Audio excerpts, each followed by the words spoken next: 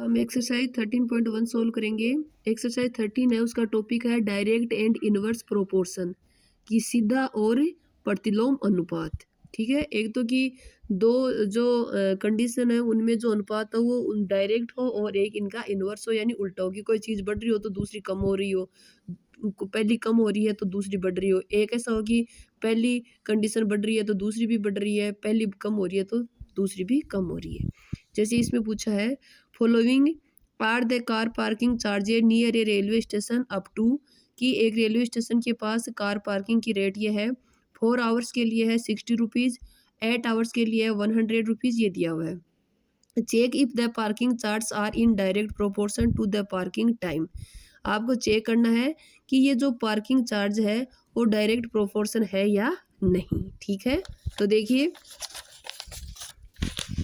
ये है चार्जेस पर टाइम पर आवर। पहला घंटा है वो चार्ज क्या है इसका, अगर 60 रुपीज़ है 4 आवर्स के, तो 1 आवर का कितना हुआ किराया 15 रुपीज़। सेकेंड टाइम में दे रखा है कि 100 रुपीज़ है, देखो 100 रुपीज़ है और आवर कितने 8, तो 1 आवर का कितना हुआ 100/8 12.50।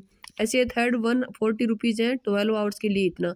तो ये सारे एक जैसे नहीं है, यानी इनका रेशियो क्या है, इक्वल नहीं है, अलग अलग है। कभी 15 रुपये ले रही है 1 घंटे के, तो कभी 12.5 है, कभी 11 है, कभी 7 है। तो आप क्या लिखोगे, here the charges per hour are not same, कि प्रति घंटे का किराया है वो समान नहीं है। Therefore the parking charge are not in direct proportion to the parking time, कि जो पार्किंग टाइम का है उसमें जो चार्जेज है वो सीधा अनुपात यानी डायरेक्ट प्रोपोर्शन नहीं है। ओके, और ना डायरेक्ट है ना इन्वर्स है, क्योंकि इन्वर्स भी नहीं है। देखो कभी इस टाइम से इसको कोई मतलब ही नहीं है, जैसे जैसे ये देखो घंटे बढ़ते जा रहे हैं, कभी बढ़ रहा है, कभी कम हो रहा है, कभी बढ़ रहा है, फिर कभी दोबारा कम हो रहा है, ऐसे होता जा रहा है। ठीक है,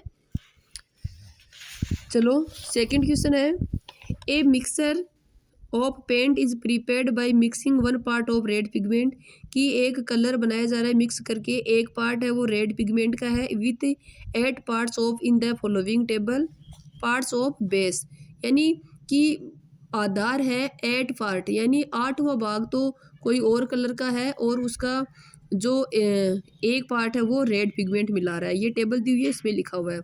अगर रेड पिगमेंट का एक पार्ट है तो पार्ट ऑफ बेस 8 है, तो बताओ 4 पार्ट होंगे इसके रेड पिगमेंट के, तो ये कितना होगा, 1 किप्से के साथ 8 आ रहा है तो 4 के साथ क्या आएगा, 4 8 जा 32, ऐसे हम इसको चेंज करेंगे।